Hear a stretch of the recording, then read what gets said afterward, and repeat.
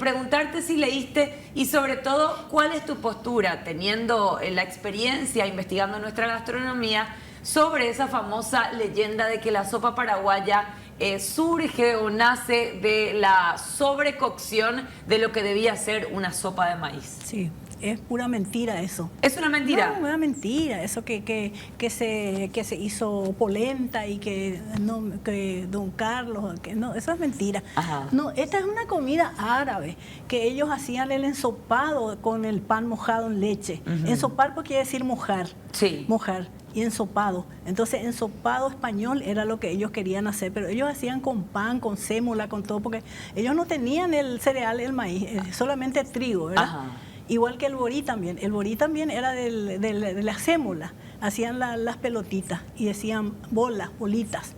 Entonces, porque en los árabes pues todo es almohada, algodón, alfombra, alhambra, todo lo que es es de los árabes.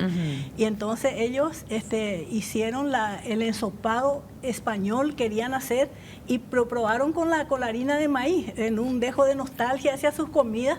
Entonces ellos querían probar con la harina de maíz, vamos a probar. Y ya tenían queso porque cuando vinieron los españoles ya hacía 30 años que habían venido las primeras 7 vacas y un toro, entonces tenían que amansar nomás las vacas y traer a las reducciones y enseñarle a los indígenas a ordeñar y hacer el queso, usar el queso. Entonces le agregaron el queso a escondida a los indígenas, porque ellos rechazaban rotundamente todos los alimentos blancos, para ellos son venenos. ¿En serio? Sí, todo, nada de leche, nada de queso, y la harina y eso nada que ver. Todos los blancos dice que es veneno. Sí, solamente la leche materna, el blanco, que es alimento.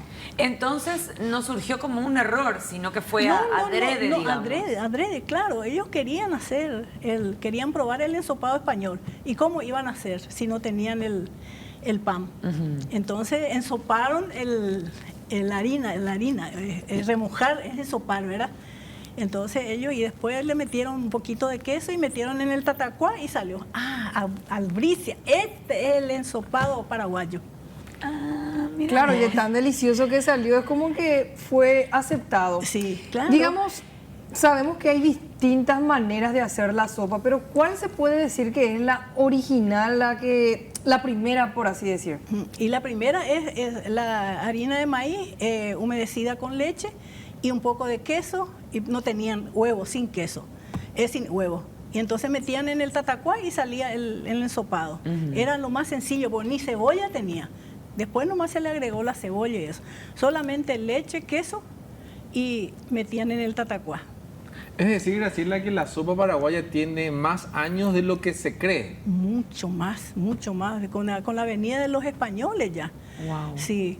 ¿Y el nombre de sopa paraguaya cuándo se empieza a utilizar para referirse a ese platillo? Y entre los evangelizadores, que ellos hablaban el castellano y se les enseñó a decir sopa. ¿Y tenés idea, profe, cómo es entonces que surge, sobre todo con tanta fuerza, esta historia de la cocinera de don Carlos Antonio López, que se equivoca y demás? Pero nosotros pues somos muy crédulos, cualquier cosa se nos cuenta y creemos. Entonces, pues, como no hay otra versión, entonces se quedaron con eso.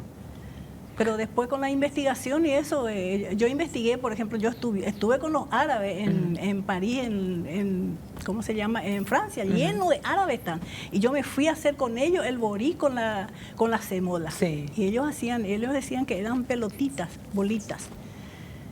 Entonces como que eso tiene más sentido, Graciela, que decir que simplemente una cocinera se equivocó en el caso específico de la sopa, ¿verdad? Pura, no sé, una ficción. Ahora, lo que sí se puede decir que es cierto es lo que hizo don Carlos después, el hecho de denominar la comida nacional, ¿verdad? Y sí, quedó. De las reducciones pues salieron el sopapuá también es comida árabe, porque albóndiga, es redondo. Ajá. Y bóndiga es la carne redonda, quiere decir albóndiga. ¿Y cómo es que resulta tener la gastronomía paraguaya tanta influencia árabe?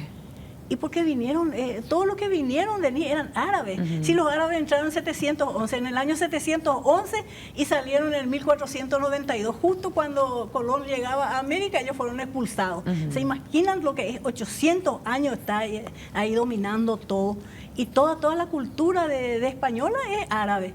árabe y judía. Claro, Sí. qué interesante. Sí. Bueno, vamos a colocar en pantalla la nota del New York Times para repasar un poquito más el contenido de la misma, porque es una nota que requirió la participación de una cocinera paraguaya, y ahí veíamos el título, ¿verdad? Que ya les decía, puede que un error delicioso haya guiado o haya llevado a este platillo nacional. Así se titula en la edición de ayer, martes 23 de enero, esta nota que habla sobre la sopa paraguaya. Cristina Morales se llama la periodista del medio que redactó la nota, describiendo la sopa paraguaya como mucho más que un alimento, un distintivo culinario que genera tanto deleite como curiosidad. La publicación indica que el origen de la sopa paraguaya es un tema de discusión, como justamente nos decía la profe Graciela Martínez.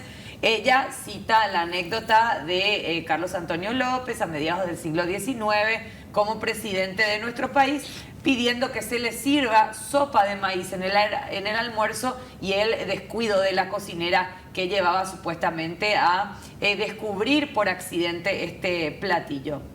La cuestión es que también citan a una profesora de historia de la Universidad Estatal de Buffalo, Bridget Maria Chesterton, quien habla de la sopa paraguaya como un plato nacional del Paraguay.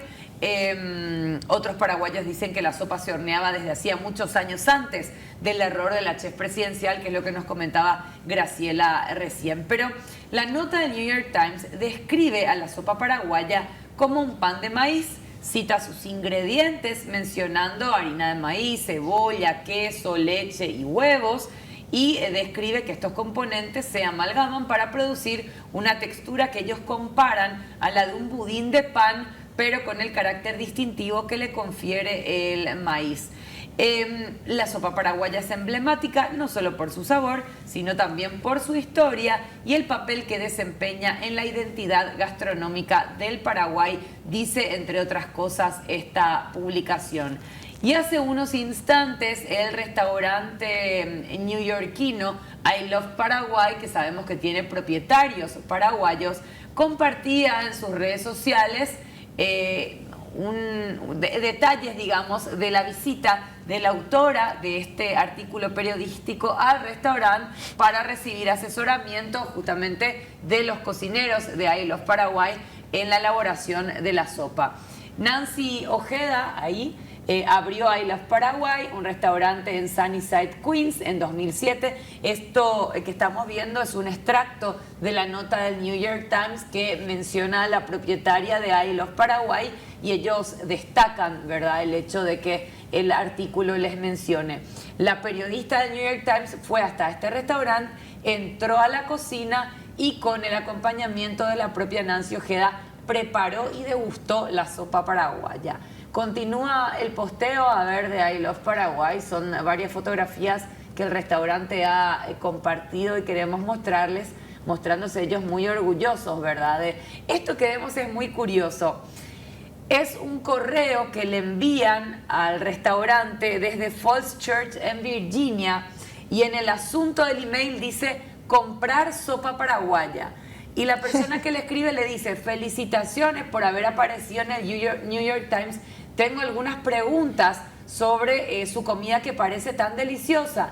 Y le pregunta: ¿la puedo congelar? ¿Y puedo congelar chipaguazú? ¿Tiene algún ingrediente que sea de origen animal? ¿Se utiliza grasa animal? ¿Hay algún ingrediente que tenga que ver con animales, verdad? Y le dice: de seguro está recibiendo muchos mensajes como el mío. Espero que también reciba muchos pedidos y espero ansiosamente su respuesta cuando tenga un tiempito de contestarme. O sea, ya como parte de la repercusión de este artículo, el restaurante compartía este primer pedido que han recibido desde Virginia, nada más y nada menos, de alguien que quiere probar la sopa paraguaya. ¿Y cómo traspasa? Uno se pone a pensar, ¿verdad? Es nuestra comida, y es como que a veces mucha gente quiere normalizar o decir, sí, nuestra comida ya está, ¿verdad? Pero si uno se pone a pensar, va mucho más allá que simplemente ser una comida. Es algo que nos caracteriza. Sabemos que Paraguay, en cuanto a cultura, costumbres y en cuanto a comida, ya justamente yo seguía historia del TikToker este que habló súper mal de la comida. Es como que al paraguayo le tocas la comida y automáticamente te salta con una daga al cuello, ¿verdad?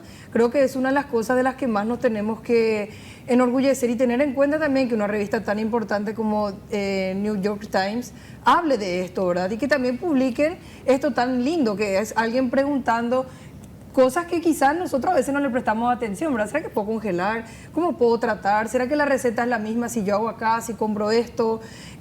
Hay mucha gente incluso que averigua si pueden exportar, mejor dicho, de Paraguay, traer los productos para que se parezca más al original de aquí.